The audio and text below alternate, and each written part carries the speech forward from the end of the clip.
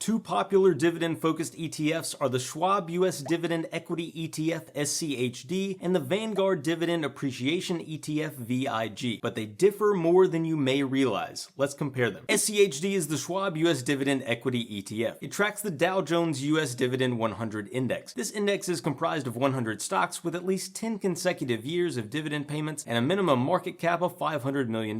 Stocks are then selected for the index by screening for yield, profitability, and cash flow metrics in projected dividend growth. This fund excludes REITs. Individual companies are capped at 4% and sectors at 25%. VIG, the Vanguard Dividend Appreciation ETF, is comprised of dividend growth stocks, companies with a history of an increasing dividend over time. Specifically, VIG tracks the S&P U.S. Dividend Growers Index. This index was created in 2006 and is comprised of companies with at least 10 consecutive years of an increasing dividend payment. The index is reconstituted annually. Like SCHD, VIG caps individual holdings at 4%. Thanks to its earnings screens, SCHD has a tiny bit more loading on the value, profitability, and investment factors. VIG actually has slight negative loading on value. Of importance to yield chasers is the fact that SCHD also has a considerably higher dividend yield than VIG. Now let's check out the sector composition of SCHD and VIG. Notice how SCHD has roughly zero exposure to utilities and VIG has roughly zero exposure to telecom and energy. Both funds exclude REITs. Specifically, SCHD and VIG only have about 17% overlap by weight. Both SCHD and VIG are highly liquid and have the same low expense ratio of 0.06%. Here's a performance backtest of these two funds going back to SCHD's inception in 2011. SCHD has slightly outperformed VIG basically the entire time over the backtested time period, particularly in recent years, though these two funds delivered an identical risk-adjusted return, as VIG exhibited lower volatility and a smaller max drawdown, which was the March 2020 crash. I created a dividend-focused portfolio that incorporates both of these funds that can be found here. But remember what I noted in my comparison of VIG and VYM. Vanguard themselves investigated the strategies of funds like these and concluded that their constituent stocks' performance was fully explained by their exposure to known equity factors like value, profitability, etc. So if you don't care about using dividends as income, you may be better off in terms of total return by simply investing in products that specifically target those factors, like a small cap value fund. Click here for my video on the best small cap value ETFs. Keep in mind too that in choosing between SCHD and VIG, you may be missing out on some sectors entirely, like REITs for example, which are usually coveted by yield chasers. Do you hold either of these ETFs in your portfolio?